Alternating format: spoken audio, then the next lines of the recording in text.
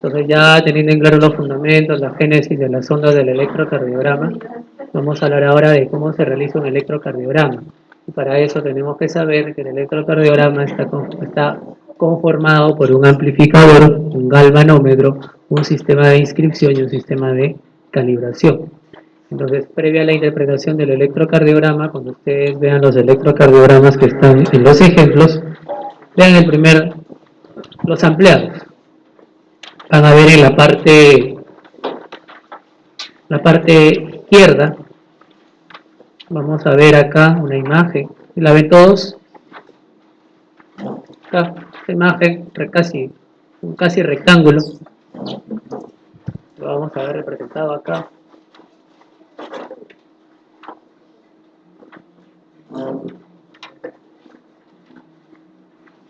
La ven acá, creo, ¿no? ¿Sí la ven?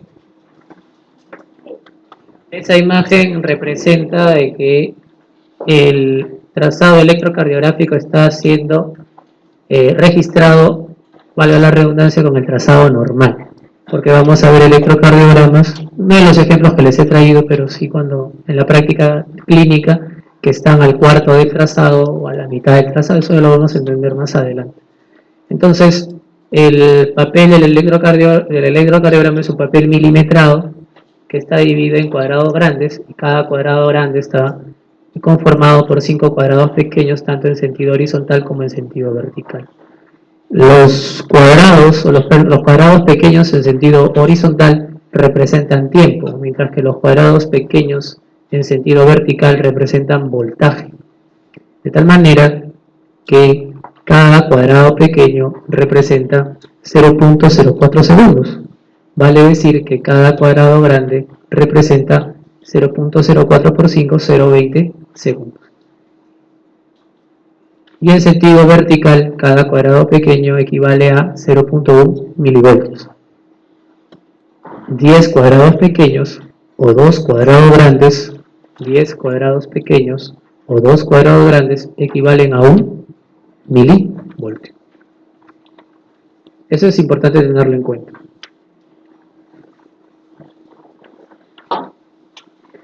Entonces, esta es la figura casi rectangular de las cuales yo les hablaba. Cuando nosotros observamos esto en un electrocardiograma, quiere decir que la velocidad del trazado, la velocidad del papel está siendo registrada a 25 milímetros por segundo. ¿Por qué razón? ¿Qué quiere decir 25 milímetros por segundo? Que un segundo está representado por 25 milímetros. Y cada cuadradito pequeño mide 1 milímetro. Entonces, un segundo equivale a 25 cuadrados pequeños o 5 cuadrados grandes. ¿Se entiende? ¿Sí se entiende? Repito, un segundo equivale a 25 milímetros. Cada cuadrado pequeño en sentido horizontal mide 1 milímetro. Entonces, 25 milímetros son 25 cuadrados pequeños o 5 cuadrados grandes. Entonces, cuando la velocidad del papel se encuentra a 25 milímetros por segundo, decimos de que el trazado está siendo registrado de manera normal o de manera habitual. De igual manera, observamos que 1 milivoltio equivale a 10 milímetros. En algunos de los ejemplos vamos a observar que dice 1 milivoltio igual 1 centímetro. Y 1 centímetro no son más que 10 milímetros. Queda claro el por qué es que decimos que el trazado se encuentra, el registro está al trazado normal. ¿Qué pasa si es que esta imagen, esta línea horizontal la encontramos acá? O sea, está a la mitad del trazado. Todas las ondas del electrocardiograma las tenemos que multiplicar por 2. Es decir, si esta onda mide 0.2 milivoltios y esto está a la mitad del trazado, no va a medir 0.2, sino va a medir 0.4. Igual si es que la deflexión fuera negativa. Y si es que está al cuarto del trazado, se va a tener que multiplicar por 4. Ustedes han visto el electrocardiograma que les pasé, tenía unas ondas R bien altas, ¿no? Bastante altas. ¿Todos han visto el electrocardiograma que les pasé? Bueno, creo que no todos lo han visto. Ahora empezaré por acá. Entonces, las ondas, la onda R es una onda R alta en alguna de las derivaciones. y es porque está el trazado normal. Pero ¿qué es lo que hace la máquina del electrocardiograma? Muchas veces lo que hace, como son ondas R muy altas y no alcanzan en el papel, automáticamente la máquina reduce y la convierte a la mitad del trazado o al cuarto del trazado. ¿Ya? Entonces lo que les decía con respecto a la posición de los electrodos en la mano derecha, el color acá, bueno, acá ha habido un error, es de color rojo, en la mano izquierda es de color amarillo, perdón, ha habido un error, la disculpa del caso, en el pie derecho es de color negro y en el pie izquierdo es de color verde. Y las derivaciones precordiales también tienen su color. B1 es un color rojo, B2 color amarillo, B3 color verde, B4 blanco, a veces un poco crema, B5 es de color negro y B6 de color lila o morado. Con respecto a las precordiales no hay mayor inconveniente porque al momento de realizar el electrocardiograma viene marcada ya con su numeración, pero las derivaciones de los miembros sí tienen que conocer cómo es, ¿no? Lo que les dije, rojo el lado derecho, brazo derecho, amarillo brazo izquierdo, verde pierna izquierda y negro pierna derecha. La vez pasada me dice una residente, me dice, una interna, no recuerdo, doctor, quiero tomar el electrocardiograma y mi paciente no tiene pierna izquierda porque le han amputado. ¿Qué hacemos? ¿Se podrá tomar el electrocardiograma? ¿Si se puede o no se puede? Si se puede, ¿no? Si se puede. Y si no hubiera tenido la pierna derecha, ahí sí hubiéramos estado en problemas. Claro que no. ¿Qué derivaciones no va a tener si es que no tiene pierna izquierda? ABF, una. ¿Qué más no va a tener? Dosis, tres, ¿no? Y así sale su electrocardiograma. Ahí le pones, no tiene pierna izquierda. Entonces vamos a proceder a la lectura e interpretación de verdad, lectura e interpretación del electrocardiograma. Zapja, doctor. Fue la que me tiene un paciente amputado, le quiero tomar un electrocardiograma. ¿Cómo hago? Digo, bueno, felizmente no tiene la pierna izquierda, ¿no? La derecha sí la tiene. Bueno, entonces, esto es básicamente un gráfico que nos permite observar las distintas partes del electrocardiograma rápidamente. Ya lo hemos visto esto, solamente hacer recalcar la onda P que representa la contracción auricular, el complejo QRS la contracción ventricular, la onda T la repolarización o relajación ventricular, la onda U que representa la repolarización de los músculos papilares, el intervalo PR que debe ser medido desde el inicio de la onda P hasta el inicio de la onda R o onda Q según sea el caso, y el intervalo QT que se mide desde el inicio de la onda Q hasta el término de la onda T que representa la suma de la despolarización más repolarización, que la conocemos como sístole eléctrica ventricular. Los valores que normal de cada uno de ellos lo vamos a hablar más adelante. Entonces, la línea de base es la línea horizontal trazada por el estilo cuando no hay actividad eléctrica o cuando ésta es tan débil que no altera el galvanómetro. Una deflexión positiva es un movimiento del estilo, o sea, el registrador del electrocardiograma por encima de la línea de base, y la deflexión negativa es la que va por debajo. Y las deflexiones no guardan ninguna relación con la electricidad positiva o negativa, simplemente es una costumbre para designar movimientos o áreas situadas hacia arriba o hacia abajo, ¿no? Porque está utilizando el término deflexión positiva, deflexión negativa, y ahora saben por qué es que lo utiliza. Hay una línea de base o línea isoeléctrica. Entonces, ¿qué vamos a tener? Lo que les decía acá, ¿no? Un movimiento hacia abajo más un retorno hacia la línea de base. Vamos a observar primero que la primera deflexión negativa recibe la denominación de onda Q, ¿no? La onda Q, y como hemos visto en algunas derivaciones, no necesariamente es patológica, no necesariamente es patológica. Para hablar de onda Q patológica hay algunos criterios que no son motivo de esta ponencia, pero que es importante que los conozcan. Ahora, la onda R está representada por la primera deflexión positiva o área positiva producida por la despolarización ventricular y puede ir precedida, como no también, de una onda Q. En este caso es una onda R y acá es una morfología Q minúscula, R mayúscula. La onda S es la primera área negativa que sigue a la onda R durante la despolarización de los ventrículos.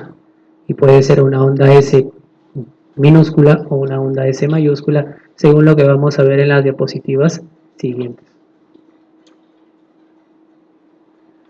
Y la onda QS,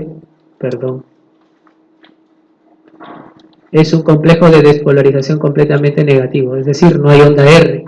No, acá no es una QR, no, es una onda Q, la primera deflexión negativa y la segunda deflexión negativa. Si bien es cierto, no hay R, pero al ser una deflexión negativa recibe la denominación de QS. La primera es una onda Q y la segunda es una onda S. La onda R' es la segunda positividad después de la onda S, todavía durante la depolarización de los ventrículos, que es diferente a la onda R mellada. Tenemos acá una onda R, luego hay una onda S, y luego tenemos una segunda deflexión positiva que va a ser denotada con el nombre de onda R'. Pero siempre vemos de que la deflexión negativa está por debajo de la línea de base, que es esta de acá. Y la onda R mellada, a diferencia de una onda S, la melladura no desciende por debajo de la línea de base. ¿Correcto? O sea, esta es una onda R mellada. ¿Por qué? Porque el descenso no pasa por debajo de la línea de base. No es una onda RR', sino es una onda R mellada. Una onda R mellada. Ahora, la magnitud de las ondas QRS van a determinar si es que le damos la nomenclatura con la letra minúscula o la letra mayúscula.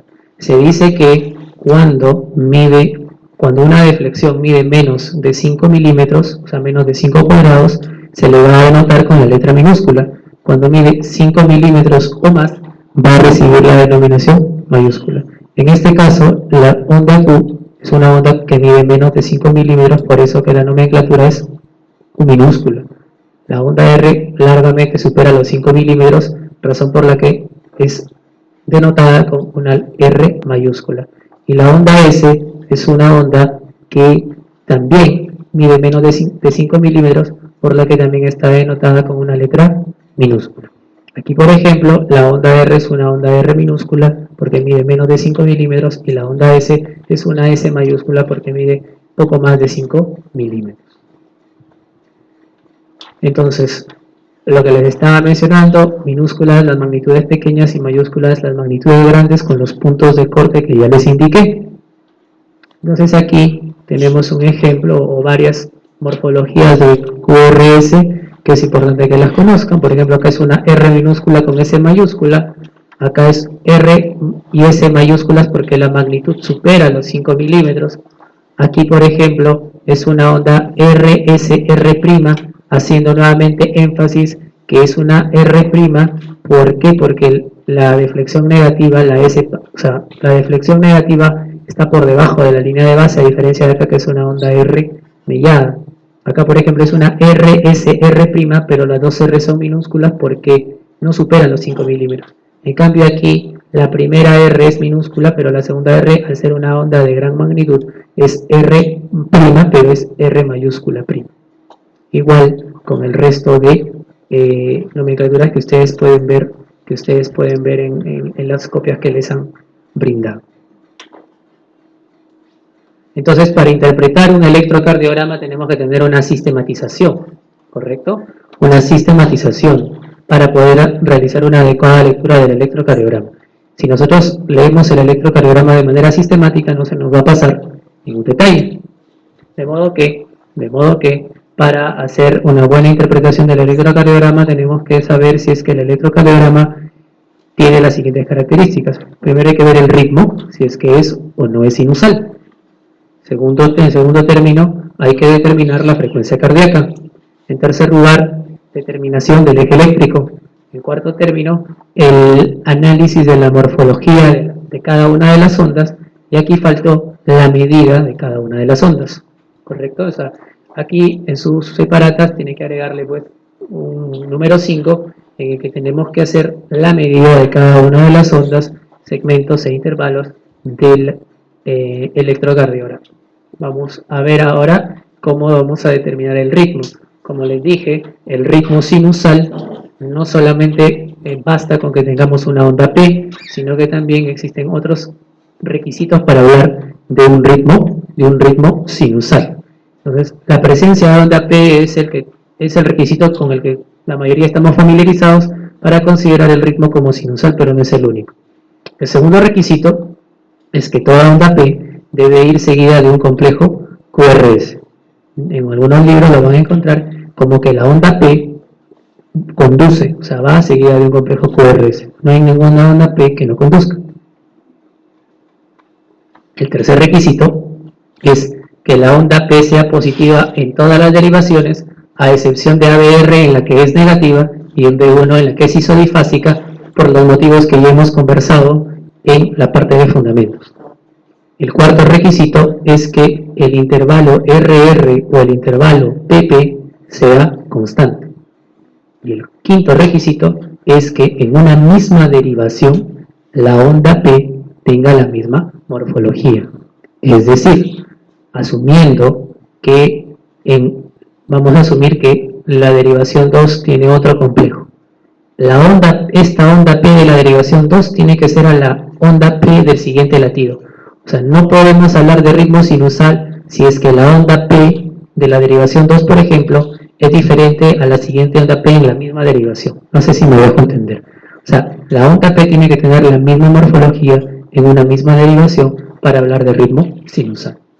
Repito, 1 siempre debe haber onda P positiva en todas las derivaciones frontales excepto en ABR, siempre es positiva en todas las precordiales de B2 a B6 excepto en B1 en la que es isodifásica. Cada onda P debe ir seguida de un complejo QRS, o sea, todas las ondas P conducen, el intervalo PP o RR es constante y la morfología de la onda P en una misma derivación es la misma.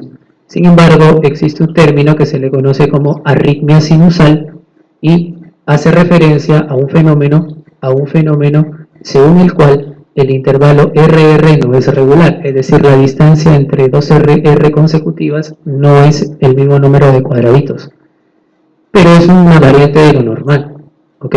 Entonces, ¿cuándo se habla o hasta cuánto se admite la diferencia en los RR para hablar de ritmo sinusal? Hasta una diferencia no mayor de 0,12, es decir, la diferencia o mejor dicho, la medida del RR, del primer RR, por ejemplo, me sale 20 cuadraditos, el siguiente RR no debe ser mayor de 23 cuadraditos, o sea, como máximo, puedo yo admitir que la diferencia entre dos RR consecutivas sea 0,12 segundos o 3 cuadrados pequeños. Cuando la diferencia de cuadrados pequeños entre dos RR consecutivos supera los 0,12, o sea, los 3 cuadraditos, ya deja de ser una arritmia sinusal. Y por lo general, las arritmias sinusales se presentan con los cambios o los momentos de la respiración, con la inspiración y con la expiración. Bueno, ya ese es otro tema, pero existen arritmias sinusales respiratorias y no respiratorias. Pero para el caso y para ustedes, el tema es que las arritmias sinusales habitualmente se ven con los cambios propios de los momentos de la respiración, inspiración y expiración. Para determinar la frecuencia cardíaca existen numerosas reglas, hay diversas reglas. Una de las más conocidas es la regla de los 1500 o la regla de los 300. Para poder aplicar esta regla necesitamos, ¿correcto? Necesitamos de que el paciente esté en ritmo sinusal. Porque cuando el paciente está en fibrilación auricular, o sea, cuando el paciente tiene una arritmia, es imposible utilizar esta regla. Ya vamos a ver por qué. Entonces, la regla de los 1500 o 300 es el método más exacto, pero su uso es apropiado cuando el ritmo es regular, o sea, cuando el RR es constante. El paso 1 consiste en contar el número de cuadrados grandes entre dos R consecutivas, y hay que dividir 300 entre el número de cuadrados grandes encontrados, o 1500 entre el número de cuadrados pequeños. ¿Ok? Dado que cada cuadrado, o sea, debido a que cada cuadrado grande está representado por 5 cuadrados pequeños, un cuadrado pequeño es la quinta parte de un cuadrado, o sea, es 0.2. Cada cuadradito pequeño vale 0.2, la quinta parte de un cuadrado grande. Ahora acá aparece el búho y se pregunta, ¿por qué 300 o por qué 1500? Porque debe tener alguna razón, ¿no? Entonces la razón es bastante simple. Porque si un segundo es igual a 25 milímetros, es decir, 25 cuadrados pequeños o 5 cuadrados grandes, 60 segundos, que equivalen a un minuto, son 1500 cuadrados pequeños o 300 cuadrados grandes. Por eso que se utiliza la regla de los 1500 o de los 300. ¿Sí quedó claro eso, no? Muy bien. Ahora hay una regla memorística. La regla memorística en realidad la van a encontrar de diversas maneras. La que yo utilizo en la práctica cuando estoy en el hospital es esta, pero existen otros métodos. He puesto la que yo utilizo, evidentemente. Entonces, y que se basa también en la regla de los 300, ¿no? O sea que la diferencia entre dos R's es un cuadrado, es 300 entre 1, 300. Si son 2 cuadrados, 150. Si son 3 cuadrados, 100. 4 cuadrados, 300 entre 4, 75. 5 cuadrados, 300 entre 5, 60. Entonces, ¿qué sucede? La diferencia entre 300 y 150, ¿cuánto es? 150. Y la diferencia es de 2 cuadrados y un cuadrado es un cuadrado. Y un cuadrado son 5 cuadraditos pequeños, ¿no?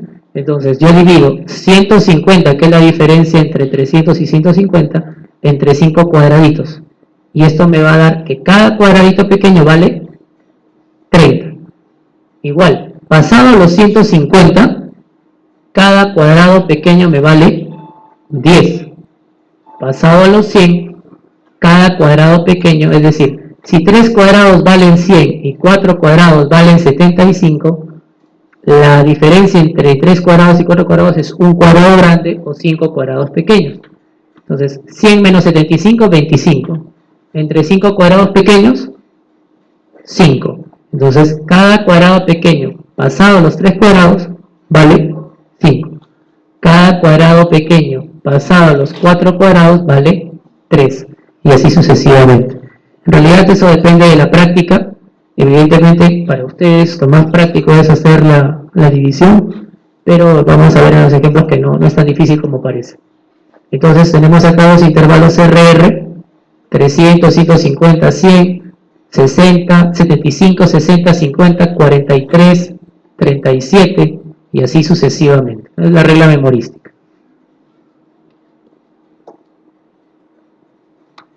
Por ejemplo aquí, vamos a determinar la frecuencia cardíaca normal. Vamos a medir la distancia entre dos RR. Asumiendo esto es un ritmo sinusal, obviamente. Entonces hay un cuadrado grande, 2 cuadrados grandes, 3 cuadrados grandes más 3 cuadrados pequeños.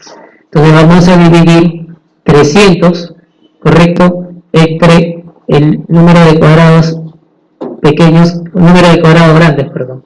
Entonces vamos a dividir 300 entre 3 cuadrados grandes y 3 cuadrados pequeños, como le dije, cada cuadrado pequeño vale 0.2, entonces sería 300 entre 3.6 nos dan una frecuencia de 83 latidos por minuto. ¿Está claro? Sin embargo, en ese electrocardiograma que no es sinusal, ¿qué RR tomo? ¿Se podrá tomar algún RR? ¿Se podrá decir por algún RR? No, ¿verdad? De tal manera que en esa circunstancia nos vemos en la necesidad de contar el número de complejos QRS en al menos 3 segundos. Les dije que un segundo equivale a 25 milímetros, es decir, 5 cuadrados grandes. 3 segundos van a ser 15 cuadrados grandes. Entonces voy a contar el número de, acá hay un segundo, 5 cuadrados grandes, acá hay otro segundo, van 2 segundos, 10 cuadrados grandes, el tercer segundo hace los 15 cuadrados grandes, y voy a contar el número de complejos QRS que hay en esos 3 segundos, 1, 2, 3, 4, 5, 6, 7, 8, 8, ¿está bien? 8, y como son 3 segundos y la frecuencia cardíaca se toma en un minuto, esos 3 segundos los voy a multiplicar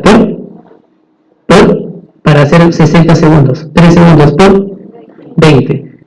Entonces el número de complejos QRS, que son 8, lo voy a multiplicar por 20 también. Y me va a dar una frecuencia de 160 latidos por minuto, ¿no? 160 latidos por minuto. ¿Está claro? Vamos ahora a determinar el eje eléctrico. Desde el punto de vista formal, para determinar el eje eléctrico, tenemos que hacer una suma algebraica de cada una de las ondas que forman el complejo QRS. ¿Ok? Y vamos a tomar como referencia la derivación 1 y la derivación 3. Vamos a hacer la suma algebraica de cuánto mide la onda Q, cuánto mide la onda R y cuánto mide la onda S. En 1, la onda Q es inexistente, por lo que se vale 0. La onda R mide 5 cuadraditos, por lo que se le coloca un voltaje de más 0.5. Y la onda S mide, ojo, la onda S no se mide desde aquí, sino se mide desde la línea eléctrica hacia abajo. Entonces, la onda S mide menos 0.1. Si yo hago la suma algebraica de 0 más 0.5 más menos 0.1, me va a dar un total de más 0.4. ¿Está claro? ¿Sí? ¿Se entiende o no se entiende? ¿Se entiende o no se entiende? ¿Sí? ¿Doctora? ¿Se entiende? Ok. Y en el caso de la derivación 3, Q vale menos 0.1, R más 0.4 y S es inexistente, por lo que se le da el valor de 0. Si yo hago la suma algebraica de menos 0.1 más 0.4, el valor es más 0.3. Voy a hacer la división de la derivación 1 en 4 partes, 1, 2, 3, 4, y en 3 igual. Entonces voy a trazar perpendiculares a la derivación 1 y a la derivación 3. Y en el punto de intersección es en donde se ubica el eje cardíaco. ¿Se entiende o no se entiende? Si se entiende, eso es lo formal. Pero en la práctica es imposible que estemos con nuestra regla, con nuestro papel milimetrado o con un compás. Entonces, no vamos a hacer eso, ¿no? No vamos a hacer eso. Se puede hacer rápido, ¿no? Pero ya con la práctica. Entonces, el eje eléctrico describe la dirección en la que se propaga la onda de despolarización que causa la contracción de las fibras miocárdicas. El eje eléctrico cardíaco ideal está en más 59, otros dicen más 60 grados. Entonces, la determinación del eje eléctrico en forma práctica también se puede hacer atendiendo a dos derivaciones, A1 y a ABF. ¿Ok? Aquí les he colocado un cuadro en el que constan los valores normales del eje. Los valores van a variar en función a la edad del paciente. Hoy día tuve la oportunidad de ir por neonatología y ver a un recién nacido pretérmino de 36 semanas que tenía el eje en más 170. Entonces, ¿era o no era normal según este cuadro? Recién nacido. Es normal. Entonces no tengo por qué preocuparme, pero si es que ese eje eléctrico lo encuentro en una persona adulta como nosotros, va a ser motivo de preocupación. Entonces, el eje eléctrico va a variar. Como lo que a nosotros nos compete mayormente es el tema de adultos, vamos a considerar el eje eléctrico normal. Según esta literatura, habla de menos 30 a más 105. Otra literatura dice no, desde menos 10 hasta más 110, que es el valor más aceptado universalmente en la literatura. Entonces vamos a observar cómo es el complejo QRS en 1 y en ABF. Y cuando digo cómo es el QRS, voy a ver si es que el QRS es predominantemente positivo o predominantemente negativo. Lo van a entender en los ejemplos siguientes. Ojo, la parte negativa de 1 es hacia la izquierda y la parte negativa de F es hacia arriba. Entonces, es en ese contexto que surgen 4 cuadrantes.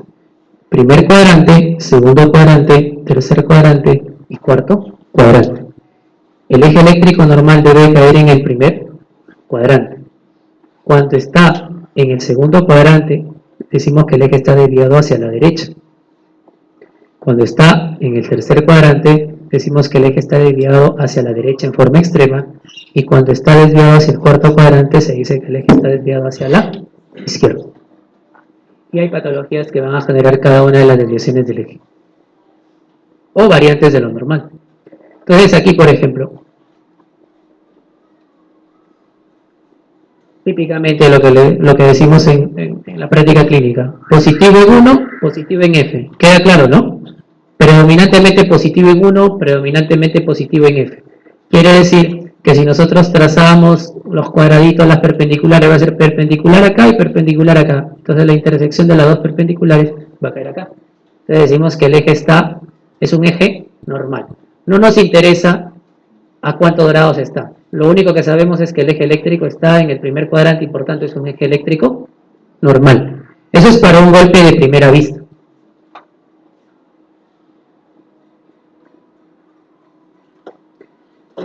Siguiente ejemplo. Positivo en 1, negativo en F. ¿En qué cuadrante estará el eje eléctrico? 1, 2, 3 o 4. Cuarto cuadrante. Entonces quiere decir que el eje está desviado hacia la izquierda. Muy bien.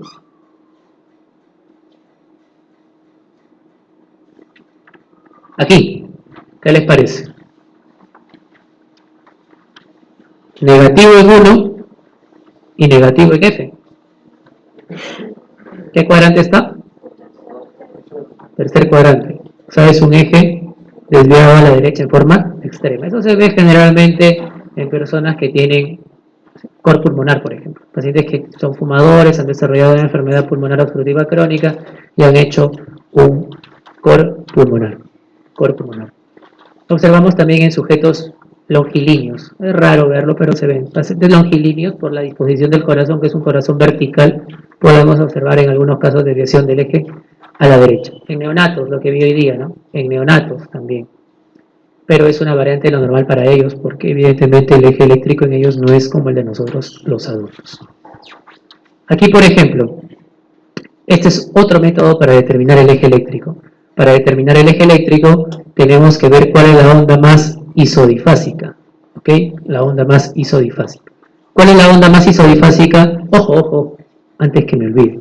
La onda isodifásica se ve en la derivación, en las derivaciones de los miembros. O sea, unipolares, que son las de acá, y bipolares. Las precordiales ni las miren. ¿Ya? Les puse acá a ver para qué ver si es que se logran distraer o no. Entonces, ¿cuál es la más isodifásica de las que se encuentran en la parte superior?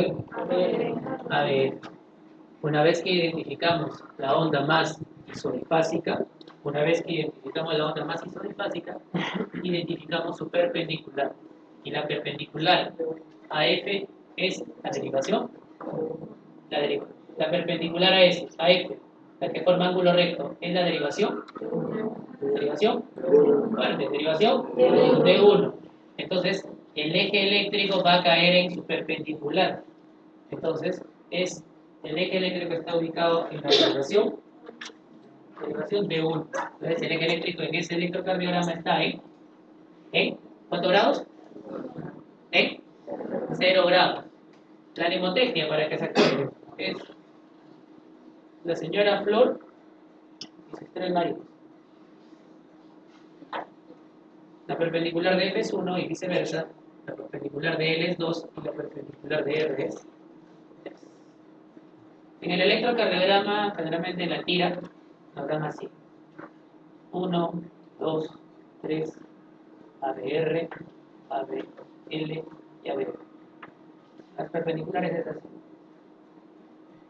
Bueno, no estamos pensando en la señora Flor. Pase por el tema de la disposición. Pero en este electrocardiograma que les he pasado, es un electrocardiograma que se ha tomado a lo largo. Entonces es un poquito más complicado esto, determinar la onda más isodifásica. Seguimos. Observar en qué derivación el QRS es isodifásico. En este caso el vector medio QRS se encontrará en la perpendicular a la derivación donde el complejo es isodifásico. Identificamos cuál es la más isodifásica, a ver, y luego cuál es la perpendicular a esta, que es la derivación. Vamos a analizar la morfología de cada una de las ondas.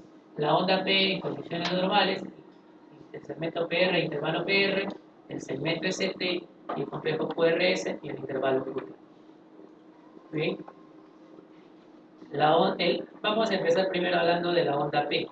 La onda P tiene una amplitud me refiero en sentido horizontal, de 0.06 a 0.10 segundos. El intervalo PR mide de 0.12 a 0.20. 0.12, ¿cuántos cuadrados pequeños son? 3. 0.20, 5. De 3 a 5 cuadraditos. El complejo QRS normalmente mide también de manera similar a la onda P de 0.06 a 0.10. Van a encontrar en alguna literatura que dice 0.12, pero lo que más se acepta en los libros de cardiología es hasta 0.10. Más de 0.12 evidentemente es patológico. 0.10 y 0.11 son controversiales, pero hasta 0.10 es lo que dice la literatura. Y el intervalo QT mide en mujeres hasta 0,45 y en varones 0,46 segundos. Entonces,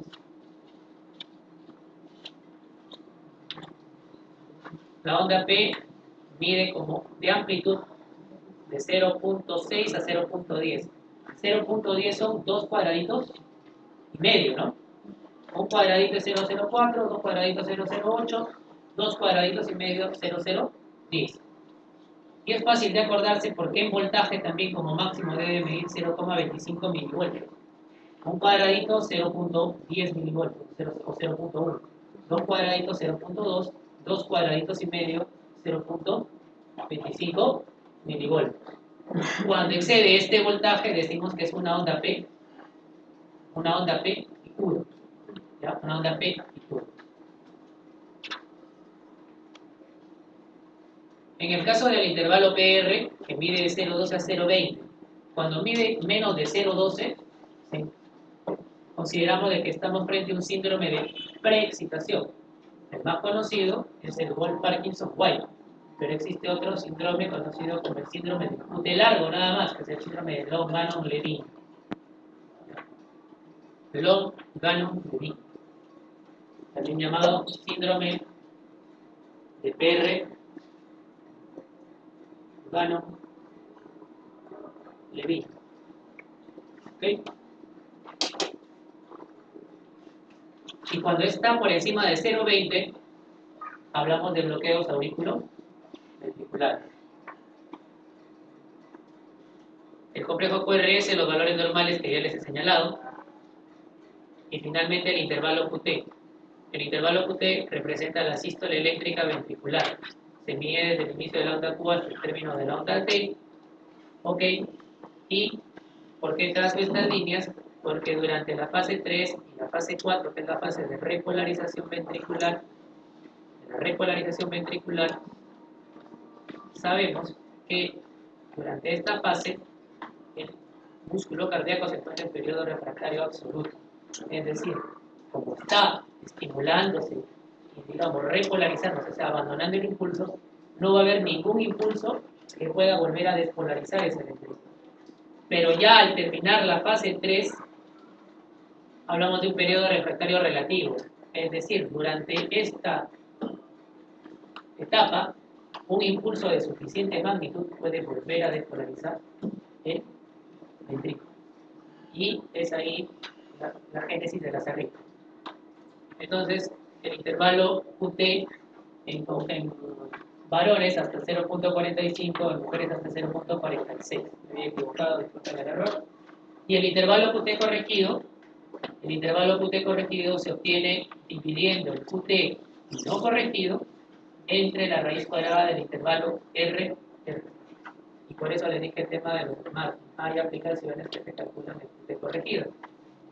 El QT corregido es el QT no corregido expresado en segundos, dividido entre el intervalo RR expresado en segundos, en el caso de su raíz cuadrada. Ahora, cuando la frecuencia cardíaca aumenta, o sea, cuando el paciente está en taquicardia, el intervalo QT se acorta.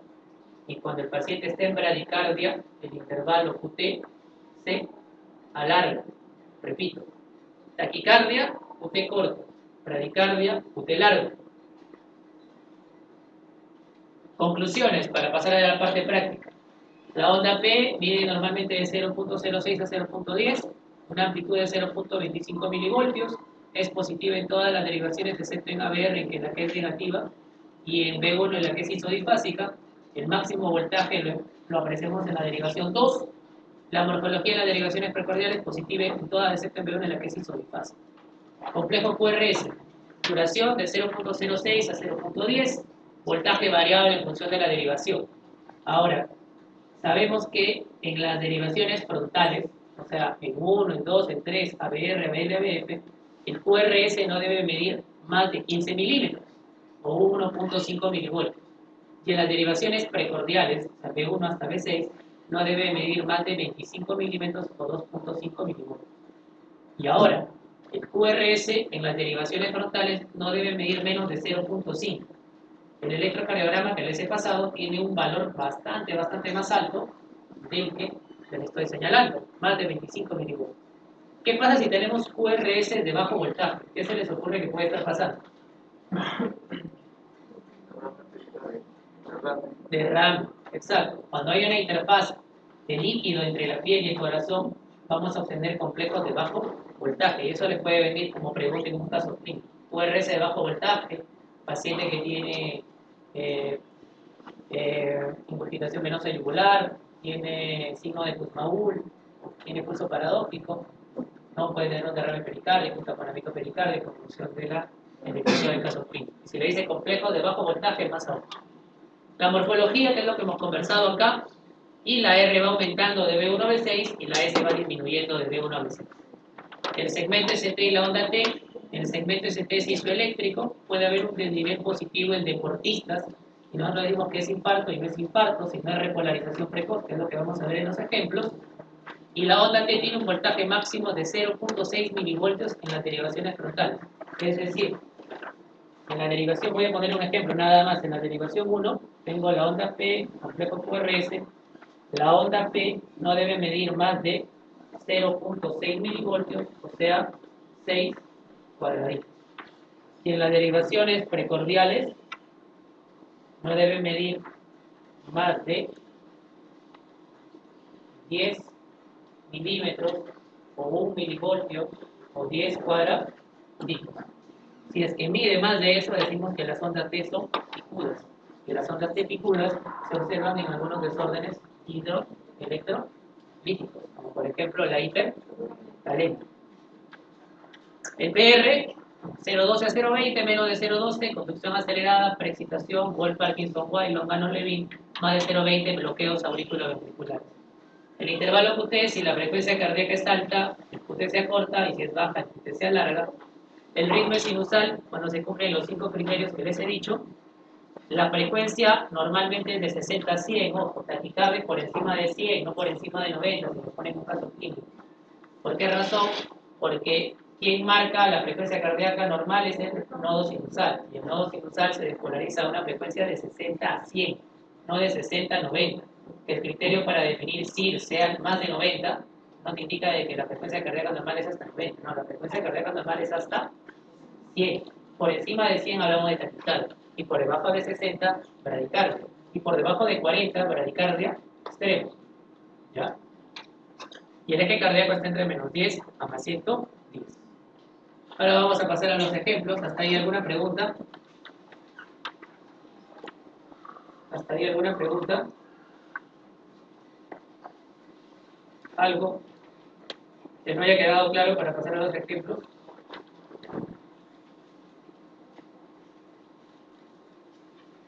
¿Mm?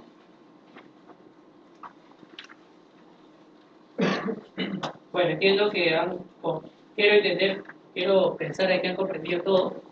Entonces vamos a hacer la interpretación de los electrocardiogramas, ¿correcto? Atendiendo, el primer ejemplo lo vamos a hacer con la ayuda de la diapositiva. ¿Ya? Entonces vamos a ver. Ritmo, sinusal o no sinusal. Hay onda P en toda la derivación. La onda P, esta onda P es igual a esta onda P y es igual a esta onda P. ¿Sí o no? Se cumplen los requisitos. La onda P va a seguir a todas las ondas P, van seguidas de un complejo QRS. 4. La distancia entre dos RR consecutivas es la misma. ¿Sí o no? ¿Sí o no? Sí. Cuarta requisito que se cumple. ¿Cuál es el quinto requisito? Que la onda P es positiva en todas las derivaciones, excepto en ABR, en la que es negativa, y en P1 en la que es fácil. Conclusión, ritmo sinusal. Muy bien. Frecuencia. Se recomienda calcular, así como le dije que mejor es ver la onda P en la derivación 2, se recomienda calcular o medir o calcular la frecuencia cardíaca en la derivación precordial en la que la onda R sea más prominente. ¿Me dejo entender? O sea, la frecuencia cardíaca, calcularla acá no es muy recomendable, es mejor calcularla aquí. Y de preferencia en B1 o B2. ¿Ya? De preferencia en B1 o B2. Entonces vamos a calcularla en B2. Entonces, la distancia de aquí hasta acá son 1 cuadrado, 2 cuadrados, 3 cuadrados, 4 cuadrados, 5 cuadrados. Ahí estamos 300 entre 5. ¿Cuánto es? 300 entre 5. 300 entre 5, 60. Y por debajo de los 60, cada cuadrado pequeño vale 2 latidos. ¿Por qué razón? Porque después de 300 entre 5, 60. 300 entre 6, 50. La diferencia entre 60 y 50, ¿cuántos son? 10 latidos. Entonces cada cuadrado pequeño vale 2. Entonces como acá hay 2 cuadraditos, es la frecuencia cardíaca es, estábamos en 60, menos 4, 50 y 56. ¿Correcto? ¿Está claro? ¿Qué más? El eje, ¿cuál es la más isodifásica? El eje, ¿cuál es la más isodifásica? Acá. Fuerte. ABF. Entonces el eje cae su perpendicular, ¿cierto? O sea, va a caer en 1. El eje está a ¿cuántos grados? 0 grados. Muy bien. Bien. Ahora, vamos a ver la morfología. O mejor dicho, la medida. La onda P le dije que era mejor medirla en la derivación de 2. Entonces, acá mide 2 cuadraditos pequeños. Mide 0.08. 2 cuadraditos. ¿Ok? El intervalo PR mide acá 1 cuadrado, 2, 3, 4 y medio. 4 cuadrados y medio, ¿cuánto es? 4 cuadrados es 0.16. 4 y medio, ¿cuánto es? 0.18. Muy bien. El complejo QRS. El complejo QRS también es mejor medirlo en las derivaciones precordiales. Se mide desde el inicio acá, por ejemplo. Voy a medirlo acá. Desde el inicio de la onda R hasta el término de la onda S. Mide 2 cuadraditos. ¿Cuánto mide? 0.08. ¿Ok? Y el intervalo QT también es mejor medirlo en las precordiales. Vamos a medirlo acá. Mide desde aquí hasta aquí. O sea, mide 2 cuadrados grandes. 2 cuadrados grandes son 10 cuadrados pequeños. 10 por 4, 0.40. Entonces el intervalo que usted mide 0,40. ¿Ok? La onda P es normal. Hemos visto la morfología de las ondas. El complejo QRS también es normal. Dijimos que generalmente ABR es RS, puede haber una segunda R, igual acá RS en 3 y RS en ABR. Y en 1 hay QR, en 2 no hay Q, pero hay R, y en ABR QR. Estaba mencionando aquí.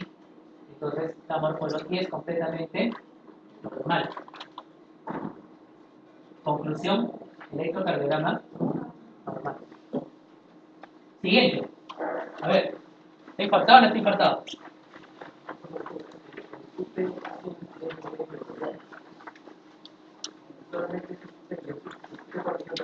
También. No, el QT corregido lo calcularíamos haciendo el QT expresado en segundos.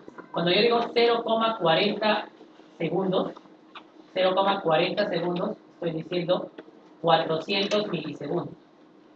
¿Ya? Cuando digo 0.04 segundos, son 40 milisegundos. Cuando digo 0.40 milisegundos, es 400 milisegundos. Lo punto mejor porque si no, lo voy a marear. 0.04 segundos equivale a 40 milisegundos. 0.40 segundos equivalen a 400 milisegundos. Por ponerles un ejemplo. ¿Ya? Entonces, es importante que lo sepan. Te lo digo porque cuando van a calcular el ajuste correctivo en esas aplicaciones, les van a pedir que ingresen la frecuencia cardíaca, claro, el QT en milisegundos. Milisegundos. De hoy no vamos a hacer el cálculo del QT, creo que sí hay una QT corregido. Sino que no lo he puesto, ¿saben por qué? Porque la mayoría de electrocardiogramas son electrocardiogramas normales. Los electrocardiogramas normales habitualmente no se calcula el QT. El doctor Flores me da posibilidad de volver a darles una charla sobre bloqueos. Quizás ahí, si es que se da el caso, ustedes tienen a bien también, calculamos el futuro. Entonces vamos a ver este electrocardiograma. ¿Qué le llama la atención de este electrocardiograma con respecto al anterior? A ver, perdón. Ya, este es un dedos largos. Dedos largos. Así debe ser un electrocardiograma, no solamente 12 derivaciones, sino un registro de 20 segundos de un dedos largos, para ver si hay algún tipo de arritmia. ¿Qué más le llama la atención? ¿La qué? La T. La T. ¿Por qué la T? Me dije que la T puede medir hasta 10 milímetros acá en precordial. Está bien. Acá mide menos de 6 milímetros. Está bien. ¿Qué hablamos? ¿Se acuerdan que cuando les presenté la diapositiva decía, habíamos hablado de la onda P, QRS, T, U, P, R, QT, y nos olvidamos de un punto punto J?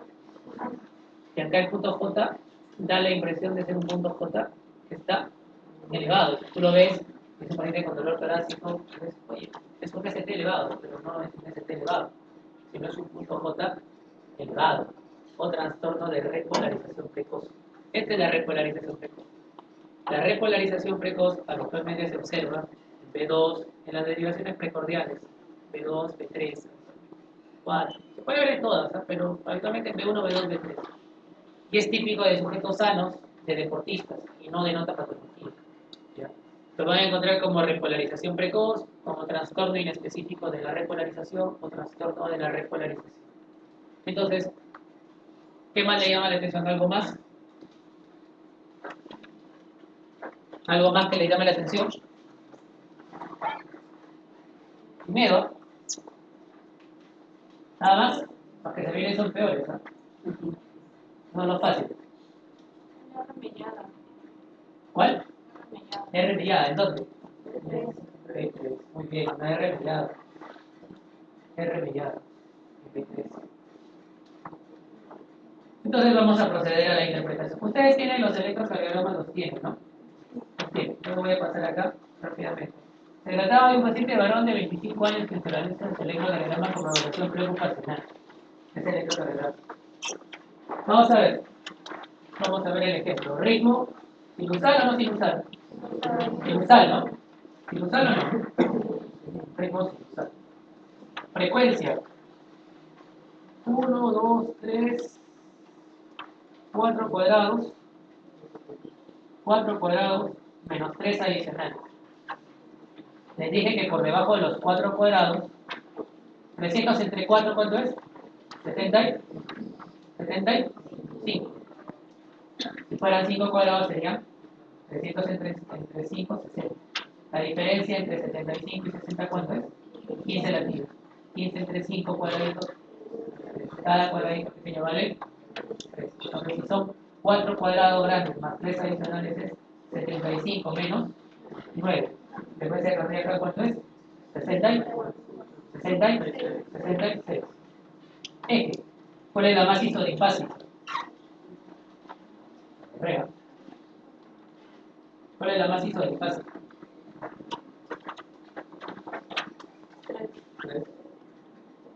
3. 3, todo de acuerdo, 3. Todo de acuerdo, 3. No es perfecta, obviamente, pues, pero 3, ¿no? 3. La perpendicular de 3. La perpendicular de 3 es AB. ABR. Entonces vemos ABR. ¿Alguien tiene papel higiénico?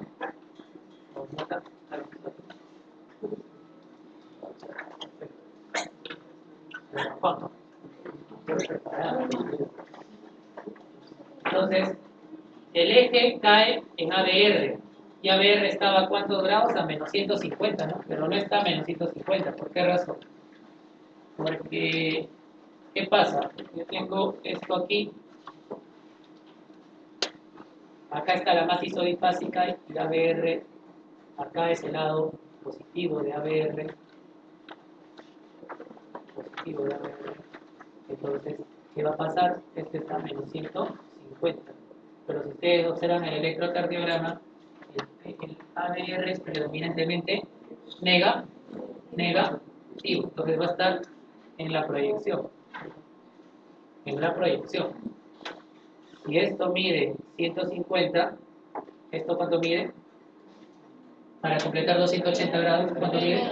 30. Como este es un ángulos opuestos, ¿cuánto mide esto? 30. Eje más. ¿Entendió? ¿Qué más? Medidas. Onda P, la derivación 2, los cuadrados, 0.08, ¿todo de acuerdo? El intervalo PR, que también lo vamos a medir en la derivación de 2, mide 4 cuadrados, 0.16. El complejo QRS mide 2 cuadrados, 0.08. El intervalo QT, que lo vamos a medir en las precordiales, voy a ir para atrás, pero no. El intervalo QT lo voy a medir acá, mide 5, mide aproximadamente 9, 0,36 segundos. La onda P, ¿alguno que observe alguna anomalía en la onda P? Como todos tienen el electrocardiograma en físico, estoy pasando, también estoy viendo la imagen acá, porque yo también lo tengo, para ver las medidas. La onda P es normal, pero como bien dijo la doctora, es una R mellada, pero como por debajo de la segunda R, hay una S, se le puede catalogar como una R' S. Y justo esas dos R' miden, en realidad, la primera acá hay un error, la primera es R mayúscula porque mide 5 milímetros o más. ¿Sí lo ven, no? ¿Sí lo ven? Mide 2 más 3, 5, justo. Y la segunda R sí mide menos de 5. R mayúscula, R' minúscula, S' minúscula. Perdón, mayúscula, porque mide 5 milímetros. Entonces es R mayúscula, R' minúscula, S mayúscula en B. ¿Está claro? ¿Alguna duda? ¿Está claro? Repito. La primera R mide 5 milímetros, R mayúscula. La segunda R mide 3 milímetros y medio aproximadamente, R minúscula. Y la S mide 5 milímetros también, casi con exactitud, 5 milímetros, S mayúscula. ¿Eso me indica patología? No me indica patología. ¿Por qué razón? ¿Por qué? Porque solamente está siendo vista en una sola derivación. Pero quiere decir que hay, eso se llama trastorno inespecífico de la conducción. Trastorno inespecífico de la conducción, que no representa mayor cosa. El segmento ST es normal, excepto el B2, B3, B4 y B5, en el que vemos el famoso punto J elevado, también llamado repolarización precoz. Como se trata de un paciente joven de 25 años, no nos preocupamos. Y la onda T es normal. Conclusión, el electrocardiograma